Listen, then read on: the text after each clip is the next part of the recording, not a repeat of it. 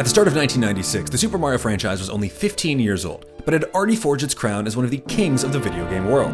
By year's end, Super Mario 64 would release, triple jumping its way into our hearts and blazing a 120-star path towards being one of the greatest games of all time.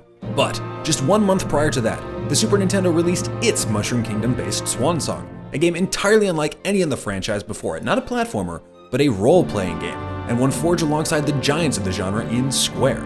Today, on Why Do We Like? The lightning in a franchise bottle, one of the most beloved RPGs ever, and a game set to be remade for the Nintendo Switch on November 17th, 2023. Also, my favorite game of all time, Super Mario RPG: The Legend of the Seven Stars. Let's go! Wow! Hello and welcome back to Why Do We Like, a closer look at the content that captivates us. Strap on your punch gloves and stock up on Caro Caro Cola, because we're about to embark on a 7-star tour of what will forever in my heart be the greatest game of all time, Super Mario RPG: The Legend of the Seven Stars, or SMRPG LOTSS, or, for convenience, Smurpglotts. Debuting, and seriously, this is insane, I had no idea how close their launches were together, but debuting just over 1 month before Super Mario 64 first hit international shelves, Super Mario RPG is an unadulterated delight in 16-bit. An entry that didn't just break new genre ground in the Mario universe, but one that planted a flag so tall that no future plumber would be able to reach its zenith before sliding all the way back down. Though, so many would try. And today, to answer our ever-titular question of why do we like Super Mario RPG, we must embark on a journey of our own. This one will take us across the 7 content kingdoms, getting a look at all of the elements that make this unique game so great. We begin our odyssey in the land of story, reliving the game's economical narrative in an even more condensed form. Then, exploring the nooks and crannies of Gameplay Grove before breaking bread with our companions and camp character. Following that, a trek to the top of Music Mountain, at whose lofty peak lies the Hamlet of Humor. Then, with our earthly journey complete, we have nowhere left to go but the heavens above, into the Realm of Replayability, at whose end lies our final resting place, the Lost Lounge of Legacy, where, there, unbound by time, we can peer into the future and see how our unique adventure has gone on to affect the world at large. That's right, baby, we are leaning into the theme for today's episode. But before we embark on this epic quest of our own, let's make sure we're all on the same page.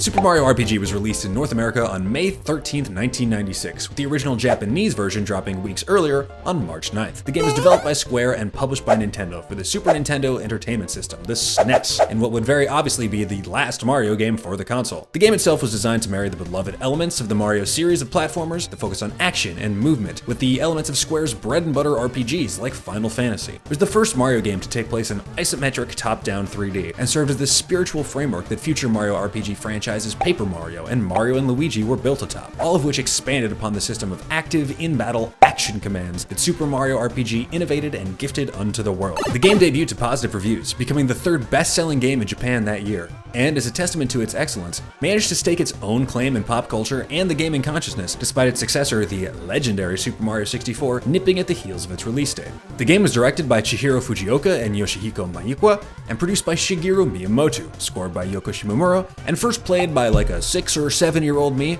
upon whom it had an indelible and enduring impact. But that's just the what we like. Why do we like Super Mario RPG? Well, that's a journey of 1,000 miles. And like any good 1,000-mile journey, there's only one way to begin. At the beginning, with a single step. That single step sees us crossing the border into what is, in our case, entirely foreign territory.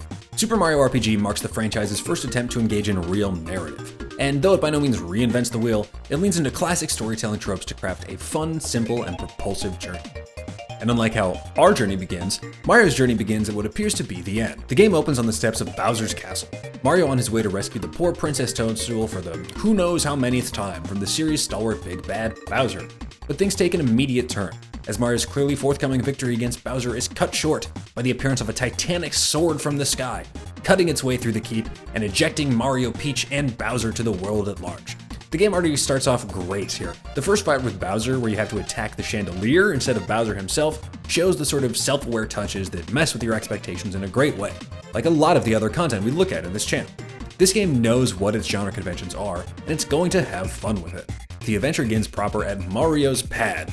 You get a cheeky, fun tutorial from our good friend Mr. Toad here. You get to bump around the really enjoyable looking pipe house. I just love the aesthetics of this whole setup. I love that they call it Mario's pad, which I have to imagine even felt like a dated, sort of quirky, self-aware term in the 90s.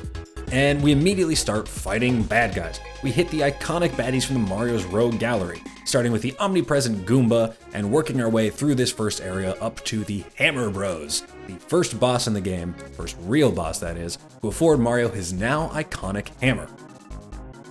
Moving quickly into the next area, we meet our first new character, our first party member, Mallow, who very hilariously believes himself to be a frog, despite him having the very unfrog-like features of being shaped like a cloud and coming apart at the center to produce lightning. This is a plot point throughout the whole game, and it's honestly just hilarious. He kind of looks like the Mushroom Kingdom's version of South Park's Canadians. Yeah, I'm a frog, see? Mallow gets more of the classic protagonist arc, since Mario is just a silent cipher, one for the player character and not for an actual character in their own right. So Mallow is the first playable character who has the lights on in any real sense. Once we meet Mallow, we quickly learn that he's been robbed, and robbed by a crocodile. That man's name is Croco, and we begin to give chase like any good hero.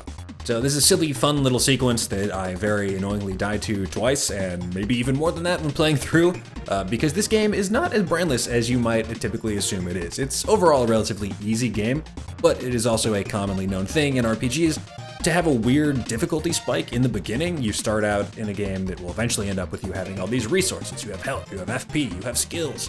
But at the beginning, you pretty much just have a basic attack and maybe a weak special, and Croco was actually kind of hard because of this. Judge me if you will, I wouldn't blame. What's up everybody, Future Grant here, disrupting the space-time continuum to ask if you're liking what you're seeing here to please like, comment, and subscribe. These videos are labors of love for me, but they take dozens and dozens and dozens of hours to put together. And people like you can find them by engaging with the algorithm, by liking, by commenting, by sharing, by subscribing. So, if you're vibing with this at all, please slap those buttons, you know what to do, and I can let you get back to the video. Bye-bye. But after defeating him, you return to the old Mushroom Kingdom and find that something ain't right here. There are shy guys on pogo sticks jumping all over the place. That wasn't what it was like when we left. And like any good hero, we give chase once again. All roads lead to the castle, where we fight the first real boss of the game, the first of the big bad Smithy's many weapon-based goons. This is Mac the Knife, which, if you're, under 60, I think you'd probably have to look up the fact that that was an iconic song at some point, Mac the Knife, so this is a reference. The game is being funny from the start. After defeating Mac the Knife and earning the good graces of the Chancellor of the Mushroom Kingdom, we begin our adventure in earnest. From here we take to the sewer. This is the first real dungeoneering and platforming section, and if you're new to this, as any player would be, especially when playing this back in 1996, this is the first time the franchise attempted something like this, the perspective, the isometric 3D, presents some visual challenges. It can be hard at times to determine whether things are actually on the same plane as you, if something that you're jumping towards is actually far below, or maybe even above you. This is sort of a quirk of the visual approach to this. The sewers end in a battle with Balome, this vaguely Egyptian-looking multi-eyed dog thing? Balome loves to eat your party members and do weird things to them like clone them or turn them into scarecrows, one of the game's funny status effects. But he's fairly quickly vanquished, and we open up some floodgates that end up biting us in the butt, sweeping us into the waterways of the Mushroom Kingdom and diving us headlong into our first minigame section here, the Midas River and Waterfall. This is so much fun. I love this. This is one of the things that I think of when I think about this game, is the Midas River section. It's the first great minigame section, the game is filled with them, and it's a standout mode. There's so much fun little storytelling that goes on here. There's this little, cave that Mario rolls through where you can see these bad guys passing a frog coin beneath each other, stealing a frog coin, before we basically luck into stealing it. Also, I just love the image of Mario going down the falls here, somehow managing to struggle back up by flailing his tiny plumber body around. It defies physics, but what else is new? That's this man's thing. At the bottom of the waterfall is a barrel rolling minigame, just one minigame stacked right next to each other. A toad comes in, he asks you if you know how to do it. Obviously no, because you've never been here before, but it's super simple, it's super quick, and at the end of it you arrive at the Frog Pond. Now at the Frog Pond, which is Mallow's home, we're just a few hops across the back of some tadpoles that I suppose are technically massively oversized and shockingly buoyant to reach the benevolent sage Frogfucius. Frogfucius is Mallow's grandfather, as it were, and here we find out the honestly earth-shattering secret that Mallow isn't a frog. Duh. Smart players will remember to speak to Frogfucius after this scene to give him the cricket pie and thus get Mallow his first actual weapon, upgrading his physically attacks from slightly useless to just kind of weak. I was not one of these players and proceeded to have Mallow attacking with limp noodle arms for far too long into the game. From there, a quick detour into Rose Town, where we happen upon an inn, and in that inn, a child playing with a series of dolls. We recognize 3 of them, but the 4th one is new. It's blue, and the poor kid beats the shit out of Mario with it. He uses his handgun to fire it off and knock Mario unconscious. But in the night, we happen to be in the right place. A spirit comes down from above. It plays Eeny, Meeny, Miny, Mo with our favorite characters, and then lands on this 4th one. Of course, if you're a fan of this series, if you're a fan of video games in general at this point, you probably know this is Geno. This is the birth of a legendary character. What Geno is a creature from Star Road. This is not his original form, or its original form even. We don't know what it actually looks like, but it chooses to come down from the heavens and inhabit this Geno doll. The Geno doll quickly makes its exit, heads into the woods, and we give chase, entering the best location in the game, the Forest Maze. Now in the Forest Maze, we are treated to one of the greatest tracks in the Mario Earth, the Forest Maze theme. It is so good, it is a banger, it's one of the things that I think of when I think of this game, and it narrates our journey as we go towards Bowyer. Bowyer? I think Bowyer, it's a bow and arrow, it's a very weird name, I don't know exactly how you're supposed to pronounce it, but you end up getting there, you've got your buddy Geno, you kick his butt. This is the second in the cavalcade of Smithy's weapon-themed big bads, and after defeating him, we move along to Moleville, where we come across our good friend Bowser, now ousted from his castle by Smithy and a bit without a paddle. But that's not why we're here. Why we're here is 2 young kids got lost in the mines, and who else can help but Mario, that fellow who can jump and is always in the right place at the right time. So we hop aboard these 2 moles, get into their mines, and start to look for Dinah and Mite, the 2 missing kids. After semi-entering through the mines, we come across a trampoline, and what else what?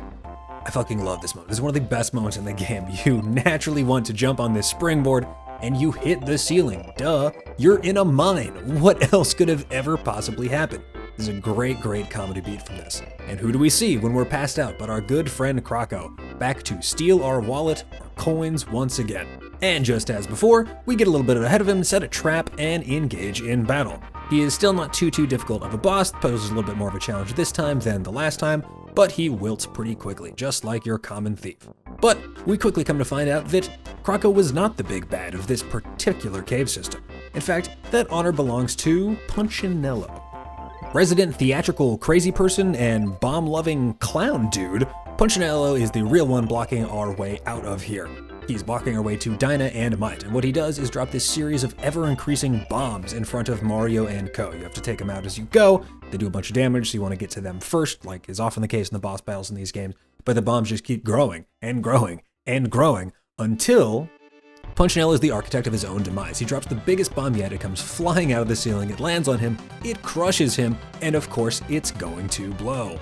Blow it does, and we get our very next star piece. Look at us being good Samaritans and coming across the exact things we need in our quest in a cave system along the way. How about that? One quick hop, skip, and a jump through a series of minecart mazes that separate us from the outside world, and we have done our hero thing once again. Saving the day by crash landing into the home of Dinah and Mite with our minecart and bringing them back to their parents. With that out of the way, we're off to Booster Tower. Booster Tower may well be my favorite area in the game. It's got Jaunty Tunes, one of the best characters in all of Smurpglotts in Booster. It's got Easter eggs, it's got secrets, it's got memorable minigames, and dare I say, one of the best tracks on the OST. Things start off on an incredible foot by having Bowser join the squad. Us getting enlisted into Bowser's Koopa troop? And we begin to climb Booster Tower towards a waiting Princess Toadstool at the top. The whole building has a vertical funhouse energy to it, like if the school from Wayside Stories was run by Floop from Spy Kids. And a really fun detail is that Booster is omnipresent along the way. Whether his eyes peering through a door hole, clearly lingering just behind a door frame but out of sight from our heroes, or riding his signature train from level to level. Smurpglotts loves to drop Easter eggs tied to Nintendo history, and the best one of all is located here in this tower. You just have to pop behind this moth-worn drapery and bam! You pop out transformed into 8-bit Super Mario straight out of the NES Classic. This was legitimately mind-shattering to young me when I first played the game, and remains a total nostalgic blast to this day. It's a tiny detour that I look forward to every time I enter Booster Tower, and I will never not go behind those curtains and turn myself into Baby Mario. Indulging in the tower's obvious games also leads to great rewards, unlocking very strong weapons for Mario and Bowser after dive bombing onto a teeter-totter, putting the portraits of Booster Elders in the proper order, and more. One of my favorite cutscenes in the game actually happens here, gated behind a locked door, where Bowser comes across a shy chain chomp, who he frees from its shackles, but only after forcing Mario to look away, the camera cheekily panning off screen to simulate this for the player. When we pan back, Bowser has his new weapon, a chain chomp, and he wields it like a bola with a bite. I love stuff like this. I love when games and franchises with long histories do stuff like this, recontextualizing iconic elements and putting them into players' hands. The chain chomp is one of my favorite weapons in the game, in no small part probably because of this really fun and surprising scene when you acquire it. Now, after some more traversing, you reach the apex of the tower. Here lies Booster himself, the crazy man who begins to play act a wedding while you, Mario, hide behind a curtain. Another really delightful minigame ensues, with Mario having to hide behind the unopened curtains as ever more snippets look for the missing Mario doll, which, even better, is clearly visible to the player just above our heads. Finally, there's 3 of the snippets going after it, there's 1 curtain you can always stay behind, and if you make it to the end, Booster comes, opens the last curtain, exposes Mario, and then leaves. You get him his doll, and then he just gets the hell out of there. I think, like most people, you're expecting a boss fight at this point. Actually, if you do get caught by the snippets, you will have to battle Booster. But this is not the Booster battle the game has in mind. The real boss is waiting for you just out on this balcony. You go out expecting Princess Peach, the good Princess Toadstool, only to find it empty. And then out of the sky drops none other than iconic bad guys, Knife Guy and Great Guy?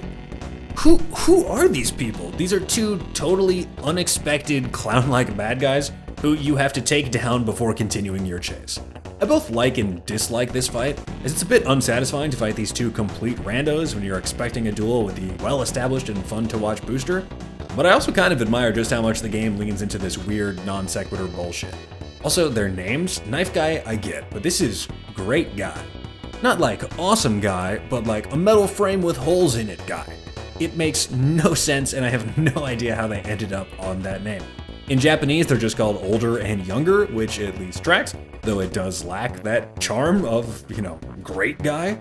I don't get it, but I don't really have to. It's exciting enough to just be able to flex your muscles as Bowser against a boss for the first time. It's your first real test of him now that he's in your party. Either way, you end up defeating Knife Guy and Great Guy, I hope, and then we are just one comically long and somehow painless fall away from chasing Peach and Booster to Marrymore.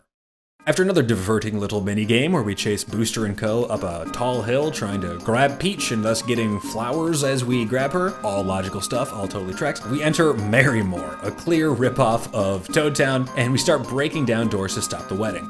Once inside, we steal a kiss from Peach, or perhaps Booster if you're too slow in collecting the wedding knickknacks from the snippets moments prior, and fight a cake. Yes, a cake, named Bunt, a shockingly difficult cake as well. For me, it came down to just Bowser in the bottom layer of Bunt duking it out, Keiko E Turtle, before I finally pulled out the W and Booster came in to finish the cake. And with the cake devoured, the party is declared over, Booster forgetting absolutely anything that he cared about, the attention to Peach during the nuptials totally lost, as we pretty quickly realized that he didn't know or care about what a wedding was, he just thought it was an excuse to have a party. Booster gave up on marriage like Ken gave up on patriarchy. He lost all interest in it when he found out it wasn't just about horses. Oh. After some cutscenes and a little bit of misdirection, Peach joins the party, and away we go. A quick jaunt through the serene Star Hill leads us to another star piece, with a few fun Easter eggs along the way, like Mallow's wish, which if you find it, he'll pop out and browbeat you for reading it, and another wish that wishes for Mallow's safe return. A tease of things to come, perhaps? We quickly move on from there to Seaside Town, the next town on our star-gathering journey. We arrive here and the town is clearly inert, all the Toad residents literally shaking with fear and warning of / clearly implying you should visit the nearby sunken pirate ship, home of resident bad guy Johnny Jones, a name created in a lab to be as 90s as humanly possible.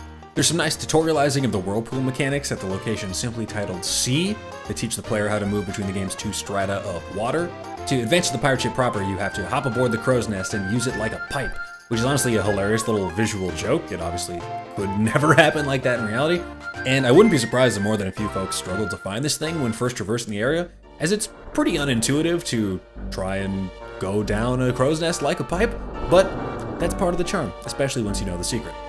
Now inside the pirate ship, the dank wooden corridors of this maroon vessel end up being one of the game's most substantive dungeons, putting Mario and co. up against difficult enemies like Dry Bones, who can take an infinite beating from regular attacks, but require a special move to vanquish. There's also a series of small puzzles built around unraveling a larger one, and that is determining the ship's password, in order to gain entry to Johnny Jones's inner sanctum. There's a 3D maze puzzle in one of these rooms that is the game's most frustrating moment, at least to me. I didn't end up spending too long trying to navigate the hidden passages here, but I don't think my blood boiled more in any other moment of the game. It's also funny that for this puzzle, the game has to directly address the player in some text written on the screen, just telling you flat out that this is a 3D maze, as anything less flatly stated would probably lead to even more blood boiling and hair pulling than I went through. It's unlike anything else in the game, which is both cool because it's unique and an innovation, but annoying because you have no experience doing it, and navigating in 3D when you can't see your character will never not be a pain. There's also a very tricksy moment here where the game places a treasure block that is only accessible by entering an encounter with a dry bones that is shockingly difficult, especially given that the need for special attacks to vanquish some enemies is ever present. I didn't have Mallow in my party, he's my go-to special attacker, so I had to waste a lot of FP on Bowser taking these things out, and the trick is, not that part, it's that when you win, you start hitting the block has a bunch of coins, and if you try to, suck all the meat from that bone, if you try to get all the coins, the dry bones will reconstitute, it will come back to life, and you'll have to go through that difficult encounter again in order to make it back out okay. Maybe you can run, the game doesn't guarantee running away in these battles, but if not, you're gonna lose and you're gonna go back to the very beginning of this dungeon where the last save block was. It's a cruel but frankly pretty funny joke played by the developers, especially considering they were so far from the last save block. Then after much striving and a lot of ghost killing, the savvy player determines that the code for this area is pearls, which you input with a few blocks that block you from the door, and then you are only a few chambers away from the big battle with Johnny Jones. But first, of course, you have to kill a giant squid. It's a fun 3-part battle where you have to take out these series of tentacles before you make it up to the beast itself, and it's the first in what ends up being a surprising 3 boss battles to make it through this section of the game. After that, just a couple more rooms, and then you end up fighting Johnny himself. The Johnny battle is fun but challenging, offering a twist on the game's usual battle formula by giving the big bad 2 phases. The first is typical, take out the goons and then beat up on the main dude. But in phase 2, Johnny challenges Mario to one-on-one combat, testing his honor as an Italian warrior. It's a fun and unexpected shakeup of the battling experience, and one that will probably wallop the unaware player, as Johnny is quite strong in solo combat, and Mario is now without the healing that you had probably been spamming in every battle up to this point. For your victory, you're given that area's star and return to town, only for an even more dastardly villain to appear. It seems that another one of Smithy's own, this time a humanoid spear named Eurytovich, had taken on the form of the town's toads, and is in fact keeping them hostage until Mario hands over the star, lest they suffer the hellish fate of a tickling without end. Hand over the star you do. You're technically given a choice, but the game will only accept one outcome. And Eurytovich rushes to the next screen, for the party to quite obviously give chase and then go ham on. The Eurytovich battle is fun. It takes place on a cool battle map that for some reason looks nothing like the actual environment the player was just in. Looks like some dusty gulch as opposed to the tropical seaside paradise we're at. Eurytovich puts up a nice fight. He occasionally shifts into clones to up his damage dealing capability, but he ends up wilting with relative ease, especially given that we just had to finish out a boss battle one-on-one, and now we're back to having our whole party at our disposal. One last fun fact on this battle before we're out of here. You may wonder, why isn't Eurytovich, like every other Smithy villain, named after a weapon? Well, it turns out he is. It's just a very long walk to get there. Eurytovich's name comes from a kind of Japanese spear. It's known as a yari, and then that yari is combined with a Russian patronym that means son of Yared, that Idovich. So Eurytovich means son of Yared. There you have it. I don't know why they chose to go this route when everyone else was just named like, hey, let's name the bow after a bow. But here we are. They took a nice little detour and we're having fun with it. It's a Japanese and a Russian name all smashed into one. How about that? Bridging the landscape between Monstro Town and Nimbus Land is the multiplicatively traversed Land's End. Here, not an American clothing and home decor retailer, but a biome home to paratroopers, antlions, quicksand, and more. Our mission for this pass-through is simple. Follow the antlions into their quicksand whirlpools to make it to Monstro Town. Monstro Town is really just a fun hole in the wall, or really a series of holes in walls. A tiny area that takes the idea of Bowser going to the good side and writs it large, with the entire city being run by typical baddies gone good. In fact, it appears that Bowser knows or at some point has even employed many of these now rehabilitated mob monsters. Most of them cower in fear at running into their evil former lord, especially after having abandoned their posts in his legion, but Bowser proves to be an incredibly Chad ex-boss, wishing nothing but the best for his former minions. Monster Town is a glorified pit stop, home to just these small but charming Bowser moments, and serving as a small hub of side quests. There's a couple of other things you can do here. The game's secret boss, Kulex, resides here. That's the Final Fantasy homage you're only able to access after doing a small fetch quest. There's also the exhibition boss battles between the party and the tiny dojo master Jinx. Here, there's also a ghost-led, game-wide scavenger hunt, and the ability to get the reward for nailing 100 straight super jumps, which is the most bullshit impossible challenge in the game. But if you are superhuman enough to do it, you are rewarded with the fitting and incredibly OP super suit. Where is my super suit? After enlisting the help of some of the militaristic paratroopers summoned to us in Monster Town, we're able to crest an otherwise insurmountable wall, make our way through a brief autumnal thicket, and fight the Smurpglotts version of the Hydra in Smilax. What we do in this battle is fell the heads of this piranha plant one by one, then a shy guy comes in, waters it with some apparently very good shit, and it grows another head. We keep taking these heads down until Smilax reaches its apotheosis in the form of Mega Smilax, aka very large piranha plant. But once you strike it down, the shy guy drops an important but very boring sounding item called Seed, and then we're able to Jack and the Beanstalk our way to Nimbus Land. After a brief jaunt up these magical vines, we arrive in Nimbus Land proper, where, lo and behold, the sharp eye will notice a faint resemblance between Mallow and some of the residents, indicating that perhaps, oh my god, Mallow has a twin Oh. We pretty quickly learned that Mallow is the rightful prince of Nimbus Land, and that the current queen, Valentina, is pulling some kind of huckster bullshit to pass off what is clearly a fat toucan, but named Dodo like Dodo Bird, as the real Prince Mallow. Thankfully, we quickly happen upon the town's sculptor, whose gold chiseling of a young version of the sick King Nimbus is a spitting image of that of our own Mallow, and who quickly puts two and two together. This Mallow is the real prince, not the other one, who is clearly a bird. Together, we hatch the only plot that makes sense. Paint Mario in gold, pretend he's a statue, sneak him into the castle, and do some recon to get to the bottom of Valentina's trickery and King Nimbus's illness. I love the belief-stretching moments like this one, the ones that lean into the game's abstraction of the entire squad as just Mario on the map.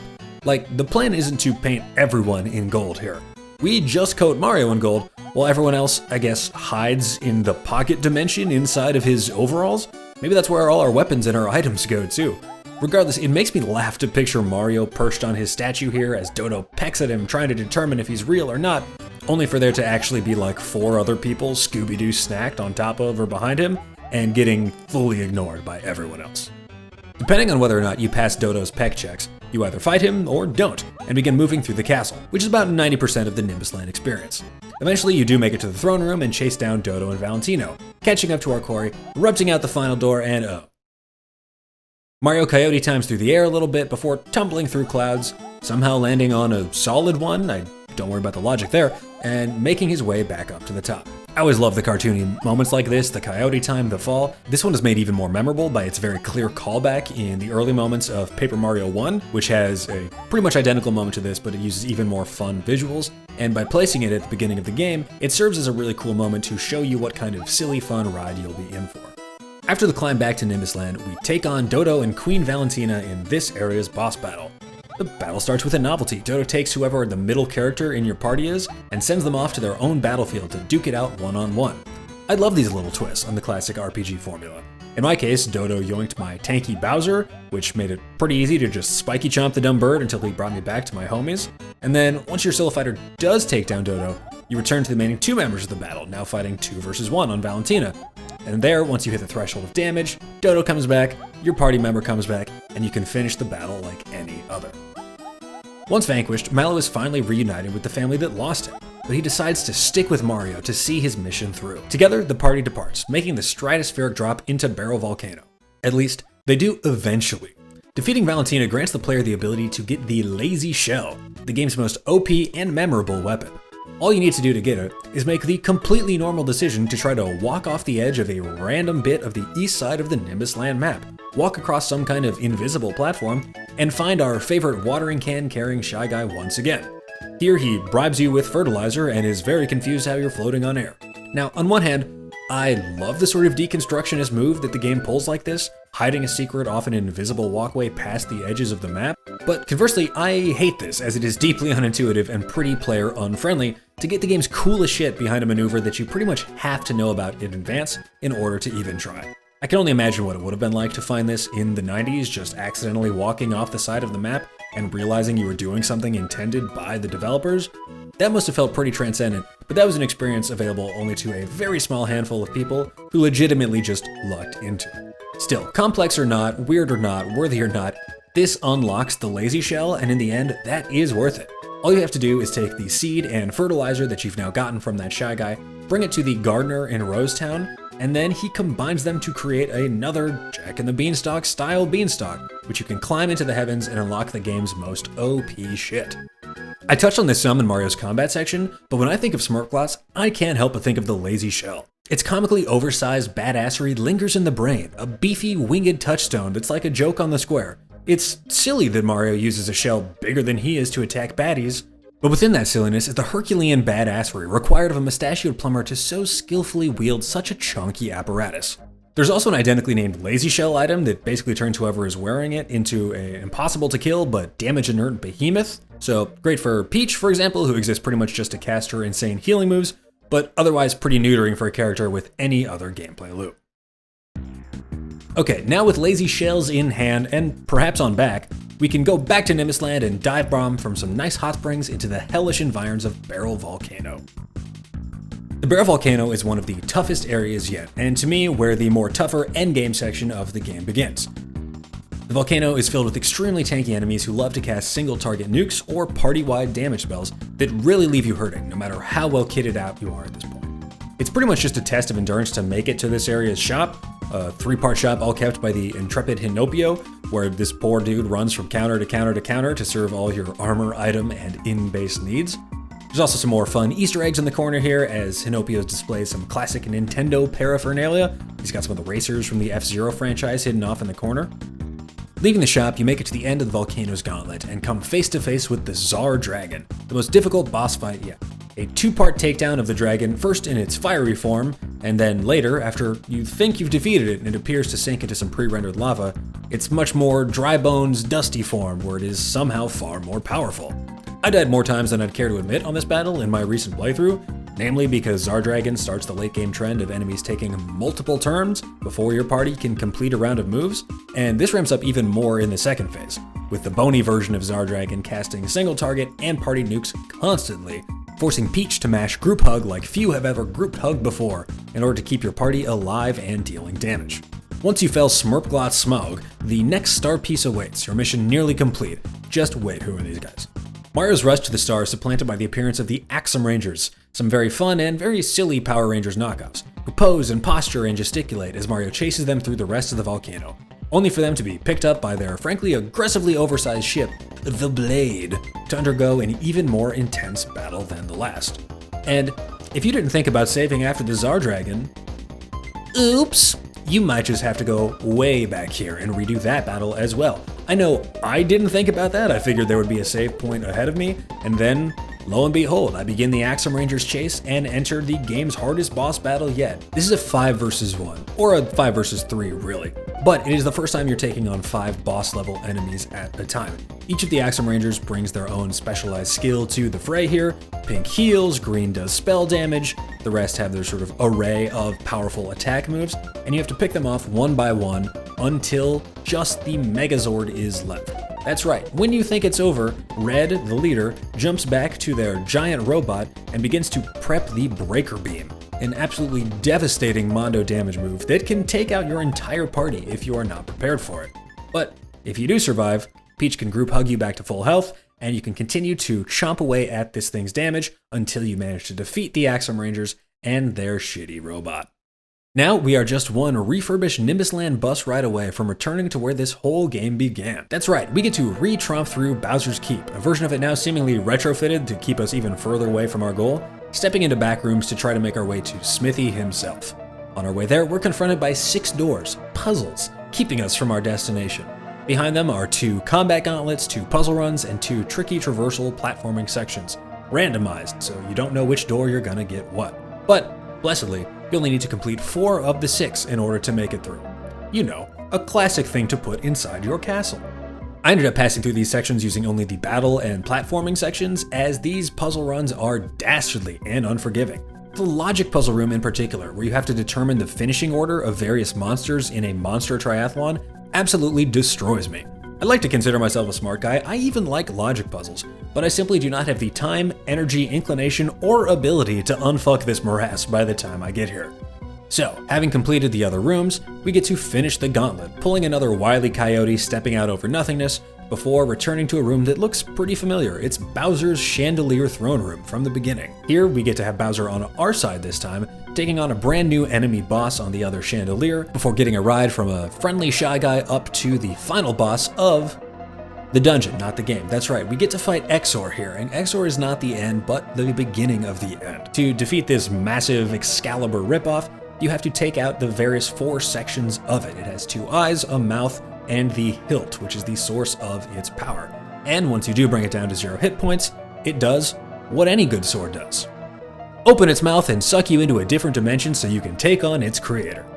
That's right, through the mouthy portal of Exor is Smithy's factory, the final area in the game. We start in this more sort of abstract nothingness version of the factory. We're floating in a void. We're taking on these grayed out versions of enemies we've seen throughout the game before, all tying in this idea that Smithy really was this big bad creating our experience, building these bad guys for us to take on, before we get into a more sort of traditional factory.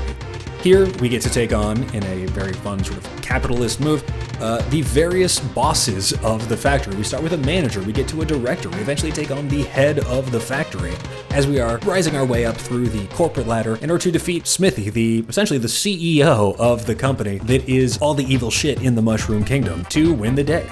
And the Smithy fight is frankly pretty deserving of the final boss battle moniker. I mean, it literally is the final boss battle, but it also earns that feeling. At the end of an RPG, a game based around battling first and foremost, you want the last boss to feel like a climactic experience. You want it to feel like the culmination of all the travels you've had to get here. And this game very much does that. The Smithy battle takes place in 2 parts. The first part, you take on Smithy and his smelter, a funny golden apparatus that just spits out some raw iron for you to hammer into an enemy, and here's where you go hog wild. If you got any items left, if you got a rock candy, if you've got a bomb, use them up, because you want to take out the smelter first, as it will continue to spit out bad guys that can do more damage to you before taking out Smithy himself. But this is just the first form. What Smithy does when you drop his first form to 0 is, like any good bad guy, beat the shit out of his floor and send you both to hell. Or at least what looks like hell. This is apparently some sub floor of the factory, but that's not what it feels like when you're there. It's you and Smithy in his actual form, a much more sort of robotic, evil-looking version of the Smithy we've only just met. And here we get to take on his many different forms beyond that. He has 4 separate heads. One looks like a safe, one looks like a treasure box, one is a spell-casting demon, one is a tank head that can fire bullet bills that will instantly kill anyone in your party, which is devastating. And here is where the true final boss fight happens. It's a war of attrition, but if you're able to fight it, make it to the end, defeat this big bad Smithy, then you have, once and for all, saved the Mushroom Kingdom. After a long journey, we can now rest our weary little jump shoes at Camp Character, making a pit stop to really chew the fat with some of our compatriots and take a deeper look at the many characters that populate this game and add so greatly to its charm. Let's start first with our playable party members and then get into the rest. Oh, Mario. What is there to say about our mustachioed hero? He's gaming incarnate, a typically pretty tabula rasa character in all his games, but even as a silent protagonist as here, SMRPG finds ways to give him new charm. He's impressively emotive, especially for a SNES game, changing facial expressions and making big, outsized gestures that are super readable, even at a distance. And his added ability to pantomime and doppelgang really elevate this. I will never tire of watching Mario with his boppity boopities going back and forth between Bowser and himself as he tells the story of the game's first encounter. I love this rendition of Mario, as it really animates the already beloved character with a heart and soul that I don't think we'd gotten to see prior to that. Mallow. Obviously a frog, Mallow can be a bit cloying at times with his doe-eyed naivete, but it never really surpasses vague annoyance, at least for me, in part because he falls into a well-worn groove of the impetuous, childlike sidekick.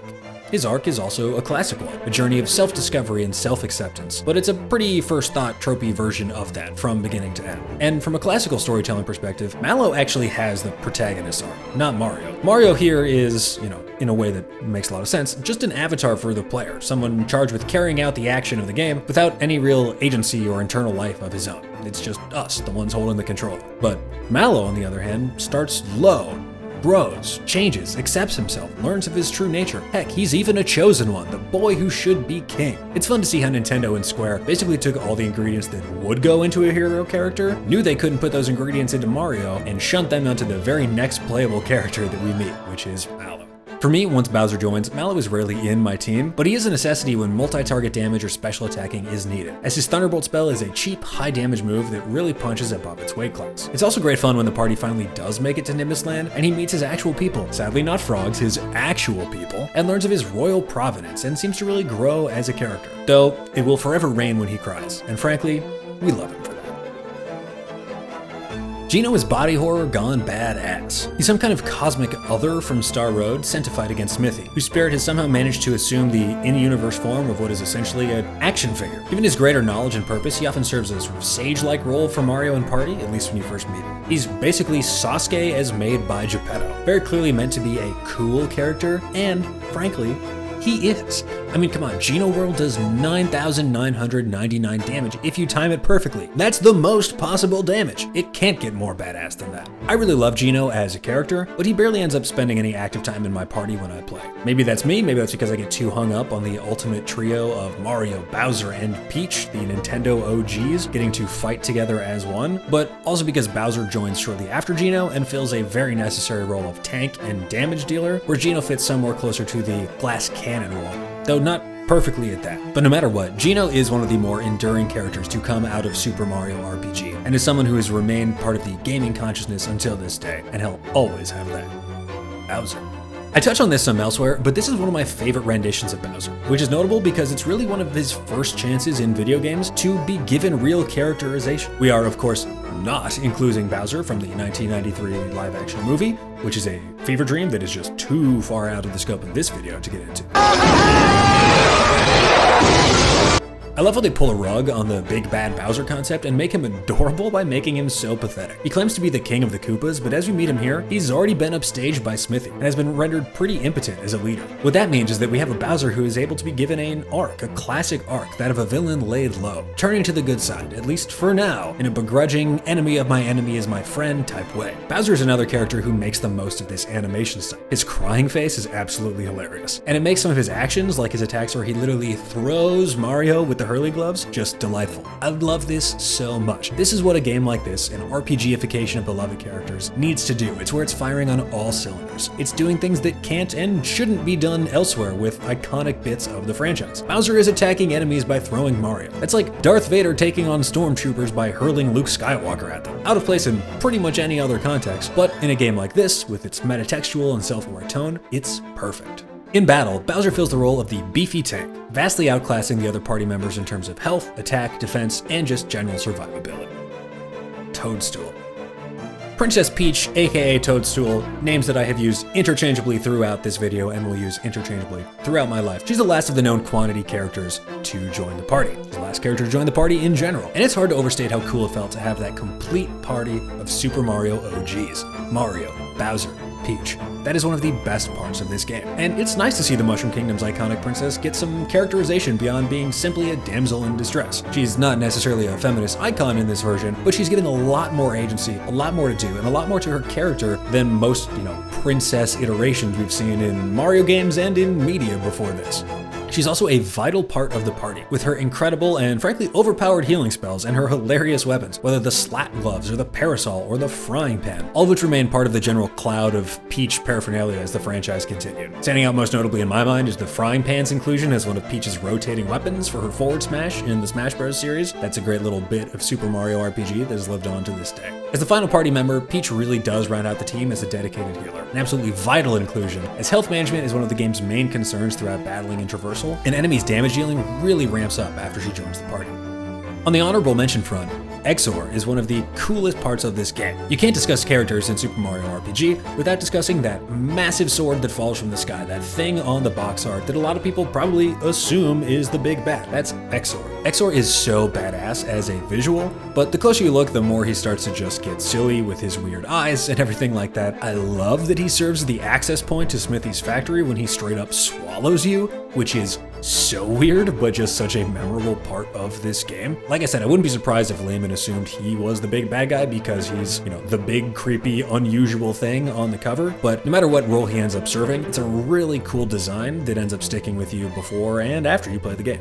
And lastly, we have Smithy himself, the big bad of the game. It's interesting that he's not really known in any sense to the party until the very last battle. We don't know what he looks like. We hear people mention it, we get an idea of his effect on the world because we learn that Star Road is losing its wishes, but we don't know what this guy looks like, what his deal is, but he's kind of like the Sauron of the Mushroom Kingdom, at least in this sense. And that's a comparison that works on a few levels, as Smithy's inherent nature is, that of a smith. It's one of industrialization and mechanization, a process that in this game, and in the world, is pretty much nothing but brutal and dehumanizing and horrid, and it's set in stark contrast to the bucolic, idyllic setting of the Mushroom Kingdom. It's no surprise that his evil stops wishes from being granted. He's basically just bringing neoliberal capitalism to the Mushroom Kingdom, so it's no wonder we have to stop it. Super Mario RPG Legend of the Seven Stars would not be so enduring a game if the experience of playing it were not so pleasing. Even in its conception, Smurpglotts was meant to be more different, more active than the standard RPG of the time. It was the very reason, in fact, why Square and Nintendo teamed up on this particular IP, as the goal was to meld the action-packed platforming of Mario with the more traditional turn-based battle sequences of Square's iconic games. And unlike 50% of modern marriages, this union had surprisingly good results. And what resulted was a dynamic game that found ways to activate nearly every moment spent playing it, whether exploring the environment, engaging in combat, or being entertained by one of the many charming minigames that occasionally spice up those two main gameplay loops. So now, as we bivouac in the gameplay grove for a time, let's gather around that campfire and take a deeper look at each mode in turn. When not in combat, Super Mario RPG's gameplay takes place on a series of level maps, more or less afloat in space, that allow our hero Plumber to run and jump his way from objective to objective, and encounter to encounter. Mario's default speed is set to a walk, but all non-sociopaths keep their fingers jammed down on the run button basically 100% of the time.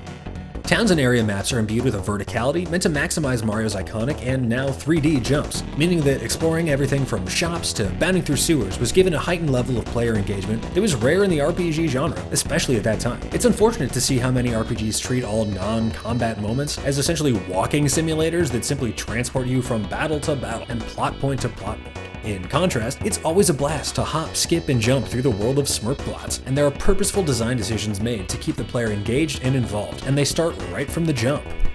It's only minutes into the game when Mario first encounters one of these rotating flowers that let him jump off at great height and speed to explore other areas. The first one appears mere minutes into the game and is a great design choice to help acquaint players with this new 3D Mario exploration in an intuitive and fun way. There's similar tutorializing shortly after this too, with these hover blocks that rotate while Mario is standing on them, forcing the player to hopscotch their way from one to the other to cross otherwise impassable areas, and letting them get acquainted with more Mario movement in this 3D space. This will, however, remain forever difficult as navigating with the sort of up left, up right, down right diagonals that are the main axes of movement in this game actually can be pretty hard when you're trying to do tricky platforming moments. There are these great superstars that give a player invincibility so that they can knock over a long series of enemies in these arenas that are clearly designed to make the most out of the star, rewarding effective navigation of the new 3D space, and very often resulting in at least 1 or 2 level ups for you and your party members. There are even minigames throughout that offer opportunities to test your well-honed platforming skills. And all of this is on top of the relatively simple, but just constantly engaging platforming that exists throughout the game to keep exploring the world from becoming a passive experience. Like any good RPG, and like any good Mario game, there are also fun secrets to be found in the area maps, often taking advantage of the game's isomorphic perspective. Like this toad in Toad Town hiding behind the hidden side of a building, or this superstar sold to you by a wizard fellow who is almost fully obscured by stacked boxes. I'll also use this space to touch a bit on the environment design, as the look and feel of the zones we explore are very much part of the exploration experience. Personally, I love the aesthetics of the whole game, and find the environment to just be dripping with style. This game already has such a unique look, this sort of pseudo-claymation that you don't get anywhere else, and I think that's a huge part of its charm. It's one of the things that I'm sad was changed for the Switch remake, although an art style update was inevitable.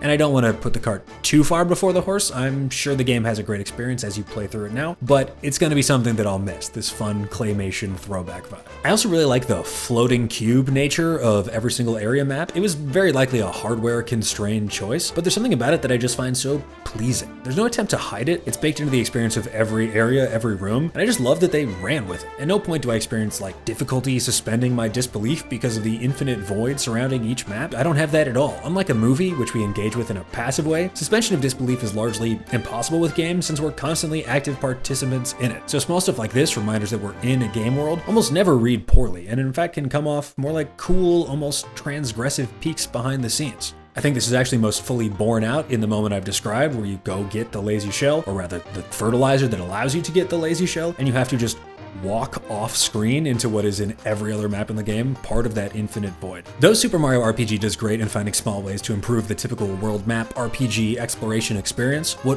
really elevates the gameplay experience is the combat. And what elevates the combat is the action command system. A genius innovation whose influence is still very much present in the modern day, the action command system took the often tedious turn-based RPG experience and gave new life into almost every action. Instead of simply clicking on an option and watching its animation play out, players had the opportunity to execute a well-timed button press to either increase the effect of their moves or decrease the effectiveness of an enemy's. When attacking, every character has a small window to press the attack button again and get a 1.5 times multiplier on their damage, and an even smaller window for a 2 times multiplier. Two similar windows exist when being attacked, with a well-timed button press reducing damage, and a perfectly timed button press cutting damage down to 0. It's hard to overemphasize what this new mechanic brought to the game and the gaming landscape beyond it. Even by 1996, RPGs were working with a well-worn formula, one that was so expected and simple that it quite easily went stale. Smurpglotts revolutionized turn-based battling with its action commands, a mechanic that went on to not just become a franchise staple in future spiritual successors Mario & Luigi and Paper Mario, but a staple in the RPG genre at large. A very big tip of the red hat to Nintendo and Square on this one. The battles themselves are conducted on separate arenas, styled to look like whichever location the battle is taking place in. Most battles are entered by simply running into an enemy while exploring, though of course boss fights are most commonly entered after cutscenes. The battles flow in typical turn-based style, with Mario and 2 teammates taking on the assortment of enemies of any given bout. Even the menus here have a cool, small, stylistic touch, where each face button of the gamepad activates a given set of those actions, and is used to select those actions.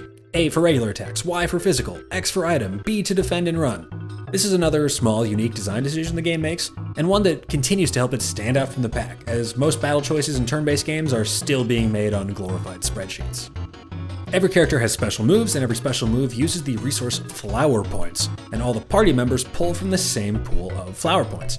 Beyond that, every character functions as an individual, bringing their own strengths to the table. Mario is the classic all-around guy, Mallow the special user, Geno the whatever the hell Geno is, Bowser the tank, and finally Peach as the OP healer. Seriously, she basically breaks the game once you unlock her and her group hug ability, keeping your team's HP topped off for only minimal FP cost, but the breaking is kind of necessary given the difficulty spike of the point you get her in the game. Each character also comes with their own set of distinct weapons that they can equip and skills that they can use, and the flavor and characterization that these provide are one of the areas where the game shines.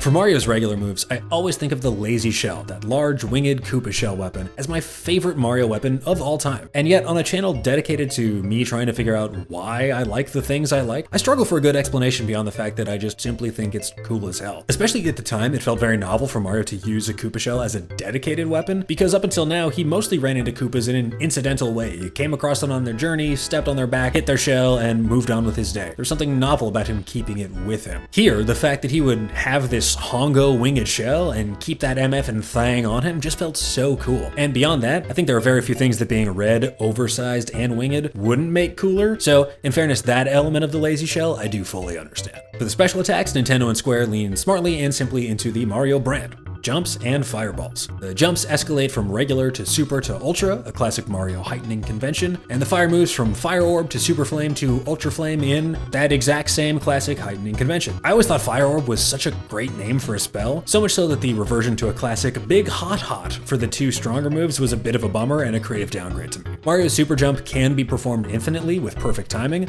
but the window for correct press gets ever smaller until it's almost a frame-perfect window that you have to hit. The game's strongest equipment is locked behind the side quest of reaching 100 super jumps, which means that most players will never see it, which is a bit of a letdown in some ways, but honestly classic 90s RPG and respectable in its own right. Play all our content? Who cares? Mallow's moves are hot garbage in the early game, though my opinion there is slightly biased by the fact that I feel like I always miss picking up an early weapon of his from Frog Fuchsias, meaning he's basically limp noodle slapping enemies until he acquires the symbols in Seaside Town. Either way, if Mallow's in my party, he's generally there to wreak havoc with his specials, meaning his regular moves are pretty much just backups. As implied, the specials are Mallow's bread and butter. There's an early heal move as well as his ever-present lightning move that hits all the enemies. Beyond that, the goal of Mallow is to get him out of your party as soon as possible, at least for me. By the end of the game, he has the ability to attack with thunder, snow, and even stars, but his best name move will forever be Psychopath, a classic inspect type move where you can see an enemy's HP with a very strange name that makes me wonder if it was a purposefully out there name or the weird result of translation and localization.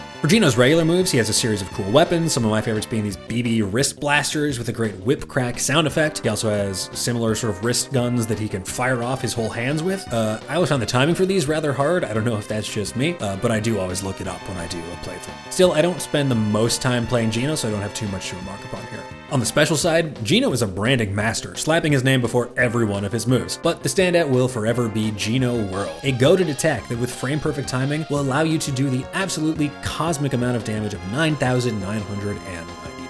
Bowser's in contention with Mario for having the coolest set of regular weapons, and he may win, given that he rocks both a chain chomp and the ability to hurl Mario like an Italian shot put. Bonus points for acquiring the chomp and that incredible cutscene as well. In my playthroughs, Bowser lives most often as a regular attacker, his built-in proclivity for the attack stat making it seem like a waste to lean in on his specials, especially when they have such a high FP cost in a game where FP is both shared and rare. For specials, the real psychopath of the bunch is Bowser, whose special moves all very much lean into his role as the traditional series Big Bad. There's Terrorize, Poison Gas, Crusher, Bowser Crush. We're one pig mask away from a Saw movie here, but in my experience these moves don't get too much play. The Poison Gas can be a boon in the rare many enemy fight. I found it very helpful when taking on the Axum Rangers, the 5-in-1 boss battle, but found little use for it elsewhere. Peach has a fun variety of weapons she can equip: fans, slap gloves, parasols, even frying pans, but she'll rarely be attacking as her time is almost always better spent using her incredible specials. On the special side, Peach arrives already equipped with her Group Hug move, a devastatingly OP move that costs 4 flower points while healing your party and nullifying their status ailments, pretty much trivializing any of the encounters that came before it, while also enabling you to really take on the more difficult encounters that come afterwards. She also gets a Revive move, a Mute, and pretty hilariously caps it off with an enemy nuke called Psycho Bomb. A lot of mental illness in the Mario crew. Smurpglotts also spices up the battles with the addition of elements called bonus flowers, player bonuses and buffs that appear at infrequent intervals after defeating certain enemies. These are either HP max, which is self-explanatory, attack up and defense up, which both serve as 50% buffs to their respective stats, once again, which gives you a free turn for the character who just went, and lucky, which nets you the opportunity to play a minigame after the battle to try to double your coins or experience. It's like a hide the shell, but with Yoshi. It's kind of fun. Sometimes you do it, sometimes you don't, because when you do lose, it's pretty devastating, especially if it's after a big battle. There are also 2 fun, unique status effects called Scarecrow and Mushroom, both fairly self-explanatory. Each one turns the affected character into either a scarecrow or a mushroom, and renders them basically useless until the status effect is cured. Now, many RPGs have versions of these sorts of effects, a lot of them do flavor it in their own ways, but I've always really enjoyed these 2. I think they're very whimsical and fun in a sort of Mushroom Kingdom specific way. And now, here we are, at the apex of the mountain of music, and in these quiet, serene, peaceful environs, there's a realization that we can't help but have. The music to this game fucking bangs, dude. It's so good from top to bottom. Like, you turn on the console, you get that weird cutscene with Princess Peach. The music for that is incredible. You start playing, you get into your first battle, and you hear that dun dun dun dun dun dun dun dun dun dun dun dun dun that you will hear thousands of times, and you love it. And on that 1000th time, you will love it just as much as when it first began. The level up theme is incredible, so you get a little double reward every time. Not only has your character increased in power, maybe you've learned a new move, but you're also treated to the audio delights of that screen. The many town themes throughout it are just fucking awesome. The town theme for Rosetown is awesome. The town theme for Seaside Town is awesome. The music always grabs hold of you no matter where you are. There's also so many fun sound effects, not particularly music per se, but certainly audio, that just color the game throughout. This paints with every bit of its palette. The music is used to tell the story as much as the dialogue and the actual action, the embodiment of the characters are on screen. It is just such an incredible game. It reuses iconic themes like the Super Pipe House, which really just puts a fresh coat of paint on the original Mario theme, and that's good. And I've yet to even mention perhaps the most standout track of all, In the Forest Maze theme. That song fucking rules, dude. Like, I died a few times when I was going through the Forest Maze on this most recent playthrough, and I didn't care, because every time I came back to life, I got treated to that song again. There's incredible covers of it on YouTube, there's so many different versions, it's a great song, you can play it on guitar, it's just got a simple melody, it's catchy, it's colorful, it kind of feels like fall somehow. I mean, the Forest Maze is sort of fall themed, there's that. It's great to listen to this time of year, and it is just incredible. From top to bottom, this soundtrack rocks and is a big part of why we like Super Mario RPG as much as we do.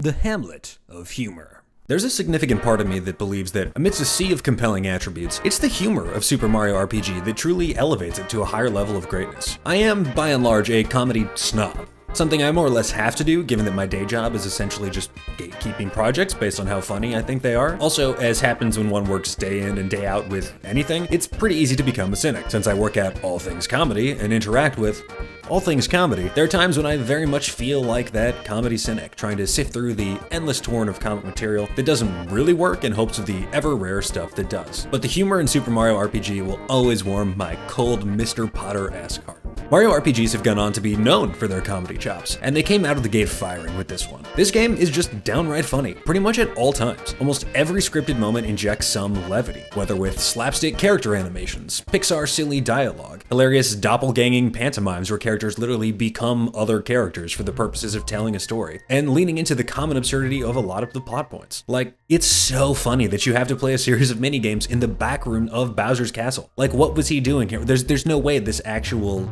set of mini game rooms existed in this dude's castle, but the game just goes for it, and I love that it goes for it unironically. It's weird and it's fully embraced and never questioned, and I think it's all the better for it.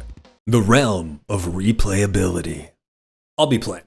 Super Mario RPG was built in a lab to be utterly and eminently replayable. Now, I'll be very wordy. There are no new pleasures to be found in a replay of Super Mario RPG, unless there are first-time secrets like Square-inspired boss Kulex yet to be found. But one doesn't replay Smurpglotts to discover untold new worlds. One replays this game as one rewatches a beloved movie or rereads a childhood favorite book. The pleasures it affords are that of a warm blanket and a known friend, a classic joke to which we know the punchline but will forever laugh. The action commands energize the smaller moments, and the humorous, self-aware storytelling animates the larger ones. Every interaction is infused with some element of joy, of whimsy, of charm, whether with that Pixar-like silliness of a passing interaction or the simple pleasures of the friendly platforming. Personally, I find myself coming back to the game constantly. It was my stock answer for favorite game of all time even before the emulator era, when I was simply riding on the fumes of nostalgia. It's a game that I've come back to and will come back to time and time again, no matter what. In the late aughts, I downloaded an emulated version, somehow faulty, but only in a way that materialized once at Booster Tower when I was unable to make a jump with all the tools at my disposal. Hours of playtime thrown away. And yet, I returned. When I started with my most recent replay to gather footage for this essay, and to refresh my memory of the game's delights big and small, I lost a save file after my first few hours of gameplay. I had to start afresh from the beginning. And yet, I returned. Super Mario RPG is a wellspring of replayability, one that, for me, will never run dry. It's a pleasure of a bygone era, a complete experience brimming with the creative energy of a team who loved their characters and wanted to build a game that lived up to their expectations for them. It's a game always viewed through those goggles of rose tint, so that even under the harshest light, its joys will never rust. No modern innovation can sully what Super Mario RPG was for me and for countless other fans, as it lives on timelessly in our heads, in our hearts, and in our downloaded ROM hacks, the versions for which we all paid for the original for in the past, right? The Lost Lounge of Legacy. The legacy of Super Mario RPG was immediate, and its effect lasted. Despite never having a direct sequel, it gave birth to two spiritual successor franchises, First, Paper Mario, which began its life with the actual title of Super Mario RPG 2, and later the Mario & Luigi franchise, both of which have launched some incredible games, as well as some mediocre ones along the way, even with those more recent developmental failures. The lineage of Super Mario RPG is a storied one. It pioneered the action command system that not only brought such life to this game, but to generations of future RPGs. The Paper Mario series walked directly in its footsteps, with identical action commands for attacks and blocks, and later expanding the formula with things like stylish moves in Super Guard, an even smaller windowed block move that not only reduced damage to 0, but would actually counterattack the enemy when perfectly timed. The Mario & Luigi series took the action command system even further, letting players interact even more directly with weapons and projectiles, both their own and the enemies. Players can now leap over incoming bullet bills or stomp on them for counter damage, nail a series of even more elaborate timed button presses to get the most out of the many different combo bros moves that the game added, and so much more. If Super Mario RPG showed the world what an entree of action could do for the stale RPG battles, the Mario & Luigi series showed them how it could be turned into a 5-course meal. The music, like Forest Maze, endures in Spotify playlists and YouTube covers, and occasionally even in my dreams. The characters, like Geno, endure in games like Super Smash Bros., who finally, after much clamoring, brought his likeness to the game in Mii form. And the game itself endures, whether in cartridge, download, or the nostalgia that will forever burn with fireflower warmth in our hearts. What more is there to say? Like many of the masterworks we look at on this channel, Super Mario RPG is so much more than the sum of its Smurpglotty parts. It's a simple thrill from start to finish, constantly captivating with its multifarious arsenal of charms, its whimsical visuals, its surprising and ever-present humor, its fresh interpretations of known characters, and its delightful spin on new ones. Its action command-centric battles that are dynamic from the first Goomba to the final hit on Smithy, its diverting and unexpected minigames, and its brilliant soundtrack that paints every environment and moment with its own specific sonic palette. Sometimes, in the course of human events, a piece of art comes together that is so entirely singular, the sum of the unique and irreplicable moments that led to its creation, a game that can't come into contact with an honest player without making its indelible mark upon them. Super Mario RPG is one of those games. There will never be another Super Mario RPG. Except the remake that's coming out November 17th on Nintendo Switch, baby. Let's go! Buy that shit, pump the sales, and maybe we'll get a new one in the future. Come on! What?